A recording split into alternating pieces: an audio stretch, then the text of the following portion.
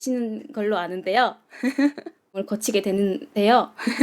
이 자연스럽고 아주 나는 점 정도. 구독, 좋아요, 유튜브가?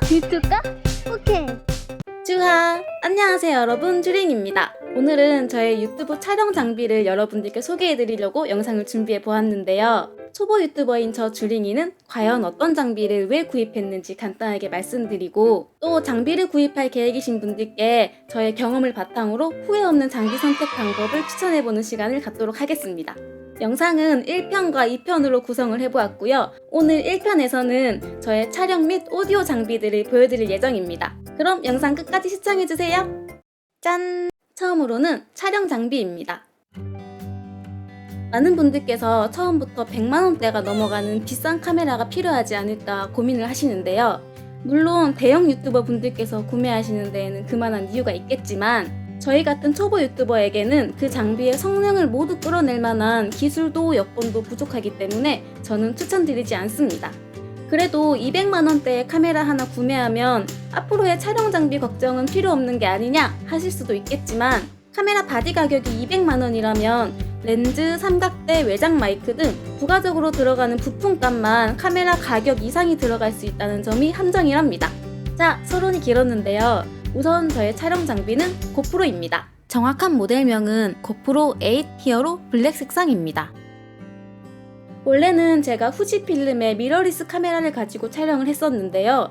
그 카메라 같은 경우 색감도 예쁘고 자체 보정 기능도 있어서 제가 조금 더 예쁘게 나온다는 장점이 있었지만, AF 성능이 좋지 않아서 셀프 촬영을 하면서 걷다 보면 초점이 흐려질 때가 많더라고요. 그리고 크롭 바디지만 제가 한 손으로 들기에는 약간 부담도 됐었고요. 저는 제가 호주에 지내는 만큼 이리저리 돌아다니면서 여러분들께 멋진 풍경을 주로 보여드리고 싶었기에 과감하게 그 모델을 처분하고 가볍고 넓은 화각과 AF 걱정이 필요 없는 이 액션캠으로 구매하게 되었답니다. 유튜브를 처음 시작하시는 분들 중에 간편하다는 이유로 저처럼 이 액션캠을 구매하시려는 분들이 꽤 계시는 걸로 아는데, 이 액션캠은 제가 느끼기에 장단점이 굉장히 뚜렷한 제품인 것 같습니다. 액션캠의 장점으로는 뛰어다녀도 화면을 안정적으로 잡아주는 하이퍼 스무스 기능과 가벼운 무게, 그리고 초광각의 넓은 화각 등으로 1인 미디어에서는 포기할 수 없는 강점이 있는 반면, 빛이 없는 환경에서는 스마트폰보다 못한 화질과 화각이 넓어질수록 왜곡이 심해 인물 표현에서는 다소 불리하다는 점, 유튜브 영상의 중요한 요소 중 하나인 음질 부문에서도 부가 장비 없이는 다소 아쉬운 성능인 것 같습니다. 쭈하! 안녕하세요 여러분, 주링입니다. 쭈하! 안녕하세요 여러분, 주링입니다. 짠! 결국 고프로 같은 액션캠은 주로 낮에 외부에서 활동적인 영상을 촬영하실 분들께 추천해드리고 싶은데요. 외장 마이크가 없이는 깨끗한 사운드를 수음하기 어렵다는 점이 단점이기 때문에 영상 촬영 후에 편집 과정에서 따로 후시 녹음을 하실 분들께 추천해드리는 장비입니다. 그게 아니라 브이로그처럼 실내에서 정적인 촬영을 계획하고 계신다면 인물 표현을 더 잘 해줄 수 있는 보급형 미러리스 제품들로 시작해보시는 걸 추천해드립니다. 우리의 돈은 소중하니까요. 다음으로는 음향 장비라는 거창한 제목을 가지고 있지만, 제가 최근에 구입한 이 에어팟 맥스의 근황을 알려드리려고 준비했습니다. 우선 이 에어팟 맥스, 즉 헤드폰을 구매하게 된 계기는요. 저는 보통 촬영을 하고 편집하는 과정에서 따로 후시 녹음을 통해 영상에 제 목소리를 입히는데요. 그러다 보니 저의 녹음된 목소리를 모니터링해야 해서 구매하게 되었답니다. 물론 본인의 작업 공간이 방음 장치가 되어 있거나 소음 걱정을 할 필요가 없는 환경이라면 상관이 없을 수 있지만, 저의 경우에는 층간 혹은 방간 소음이 걱정돼서 이렇게 헤드폰을 구매하게 되었답니다. 에어팟 맥스의 경우 구매하고 정말 만족스러웠던 점이 몇 가지 있었는데요. 우선 저의 작업물을 더 선명하게 들을 수 있는 음질입니다.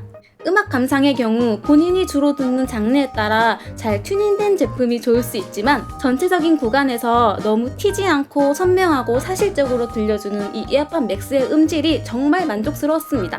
저는 시간이 남을 때 영화나 드라마 감상을 주로 하는데, 아직은 굉장히 제한적인 기능이지만 이 공간 음향 기능도 굉장히 만족스러웠습니다. 이 부분은 정말 사용해봐야 그 감동을 제대로 느낄 수 있어서 여러분들께 지금 보여드리지 못하는 점이 너무 아쉽습니다.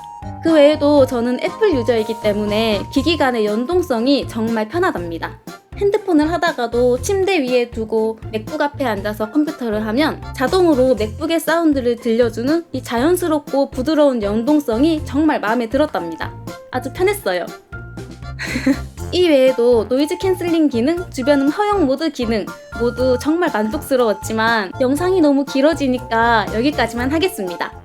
그럼에도 불구하고 단점은 존재하겠죠? 일단 가격적인 부분이 부담이 되는데요. 오늘 영상의 주제가 초보 유튜버 분들께 드리는 영상이니만큼 이 에어팟 맥스는 오로지 작업을 위해서 구매할 만한 장비는 아니라고 생각합니다. 본인이 원래부터 음향 장비 마니아가 아니시라면 용도에 비해 터무니없이 비싸다는 점, 그 외에도 장시간 착용하면 이어컵 내부에 물이 맺히는 결로 현상이 일어난다는 점, 마지막으로 제가 최근에 느낀 부분인데요. 외부 작업 시에 착용하기에는 부적합하다는 점입니다. 제가 장을 보러 나가면서 딱 한번 착용을 해봤었는데요. 목에 걸고 나서 잠시 시간이 지난 후 다시 끼려고 보니 이어 쿠션 한쪽이 빠져 있더라고요. 결국 찾지 못했고 아직은 이 이어 쿠션만 정식 판매하고 있지 않기에 강제 장롱행을 당했다는 슬픈 이야기입니다. 결론적으로 제가 구매한 이 에어팟 맥스 같은 비교적 고가의 음향 장비는 유튜브 작업에 필수적인 요소는 아니라는 점과 소음 때문에 개인 음향 장비를 구매하시려는 분들께는 저렴한 1, 2만 원대의 유선 이어폰으로 시작하셔도 충분할 것 같다는 저의 개인적인 생각입니다. 물론 본인의 컨텐츠가 음악에 관련된 분들은 제외겠죠? 저는 애플에서 이어 쿠션을 따로 판매하기 시작하면 바로 구입해서 이어 쿠션을 교체하는 영상으로 더 자세한 사용기와 함께 다시 찾아뵙는 걸로 하겠습니다. 마지막으로 마이크입니다. 눈치채신 분들도 계시겠지만 못 보던 장비가 하나 생겼죠? 유튜브는 분명 영상 플랫폼이지만 영상미 못지않게 음향적인 부분도 중요하다고 생각하는데요. 실제로 영상이 조금 전문적이지 못해도 음질이 깨끗한 영상은 보게 되지만 반대로 음질이 깨끗하지 못하고 노이즈가 심한 영상은 제대로 즐기기가 어려운 부분이 많다고 해요.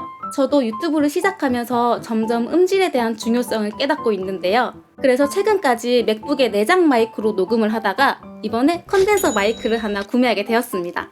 제가 구매한 마이크는 게이밍 장비로 유명한 커세어라는 브랜드의 자회사인 엘가토 브랜드의 웨이브 3 제품입니다.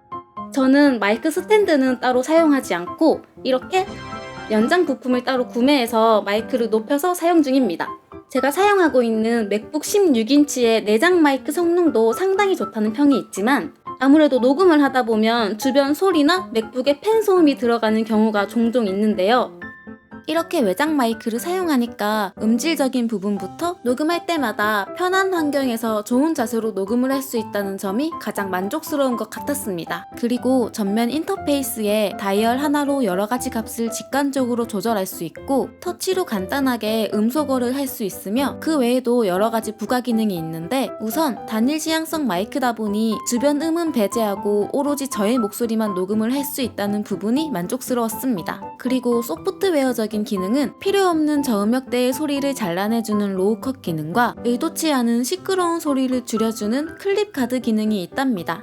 이 외에도 다양한 부가 기능이 있지만 아직은 제가 다 활용하지 못해서 아쉽기만 한 제품입니다.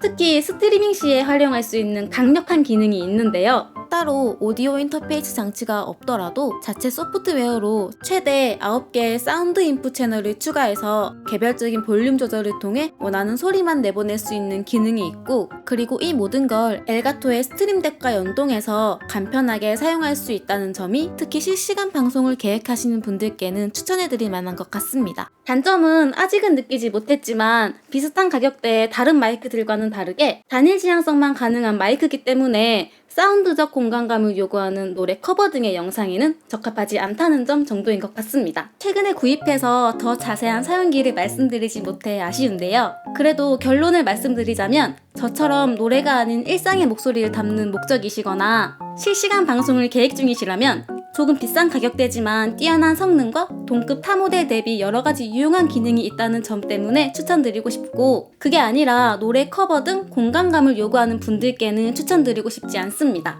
마이크 역시 바로 구입하지 마시고 가지고 계신 랩탑이나 이어폰에 달려있는 마이크 혹은 핸드폰 마이크를 이용하셔서 녹음을 먼저 해보시고 만족스럽지 않은 경우에 용도에 맞게 외장 마이크를 구매하셔서 사용해보시는 걸 추천드립니다.